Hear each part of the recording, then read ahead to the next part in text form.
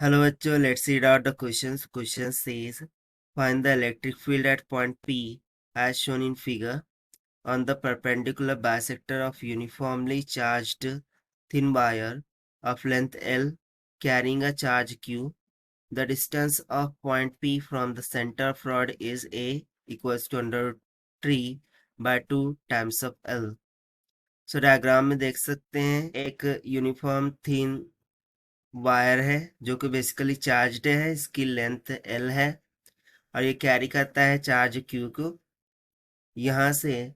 तो एक point P लिया गया है जो कि है at a distance of A, जहाँ पर हमें इलेक्ट्रिक फील्ड E का मान निकालना है। तो चलिए स्टार्ट करते हैं सोल्यूशन से। But before of its let's talk about the concept which we are going to use here for this question. So electric field in terms of charge density यानी कि linear charge density वो हो जाएगा 2 lambda k divided by the distance x, जहाँ पर lambda linear charge density को indicate करता है। अब यदि मैं इन दो पॉइंट्स को यहाँ पर दूँ और ये जो एंगल्स है इनको मैं देखूँ, सो बेसिकली दोनों ही एंगल कैसे होंगे, सेम होंगे।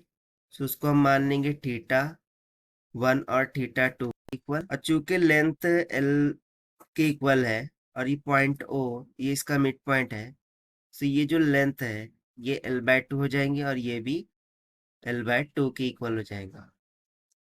सो by using the trigonometry tan of θ this will be equals to opposite upon adjacent, यानी कि L/2 डिवाइडेड बाय A हो जाएगा। सो A का मान √3/2 टाइम्स ऑफ L है। सो यहाँ से θ will be equals to L/2 by √3/2 by L. Okay, into my L, so L से L cancel. θ will be equals to 2 से 2 भी cancel. So यहाँ पर क्या बच जाएगा, tan इनवर्स ऑफ 1/√3 जिसका मान होता है 30 डिग्री के इक्वल। सो एंगल आ गया 30 डिग्री के इक्वल। तो यदि मैं यहाँ पर देखूँ सो जो नेट इलेक्ट्रिक फील्ड होंगी उसका फॉर्मूला फिर क्या हो जाएगा। So electric field eight point P, so basically इसके दो कंपोनेंट होंगे, वर्टिकल और हॉरिजॉन्टल कंपोनेंट। तो जो वर्टिकल कंपोनेंट होंगे वो एक दूसरे के अपोजिट होंगे, सो एक दूसरे को कैंसिल आउट कर देंगे।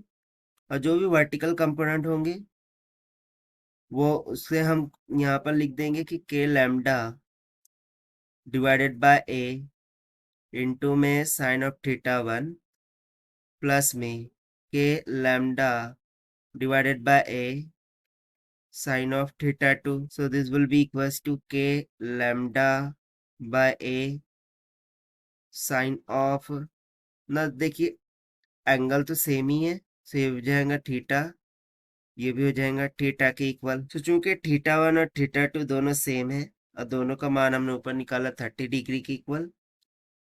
And also we remember the formula of linear charge density is equals to charge divided by length.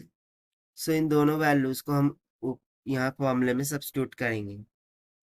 सो ये हो जाएगा Q डिवाइड बाय K, जो है तो कोलम्बियन कांस्टेंट होता है जिसका वैल्यू होता है 1/4πε0 टाइम्स ऑफ L हो गया, टाइम्स ऑफ A की जगह पर as per given √3/2 times of L हो जाएगा और into the bracket sine of 30 degree plus sine of 30 degree हो जाएगी।